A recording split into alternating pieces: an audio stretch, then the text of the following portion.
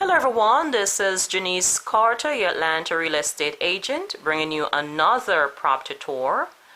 And today we're in West Cobb, which is north of Atlanta. We're in the Taylor's Crossing subdivision. And I'm going to take you on a tour of a new home. The listing agent is Kurt Boggs with Benchmark International Realty. And this traditional ranch-style home features 4 bedrooms, 3.5 baths, 2-car garage. It sits on a basement, and it's approximately 2,912 square feet, not including the basement. This subdivision is located in the Hillgrove School District, and it's a short commute to shopping and restaurants. So if you're looking for a new 4-bedroom home on basement, north of Atlanta, you like this home and would like additional information, please send me an email. My contact is below. And now let's go inside and take a look around.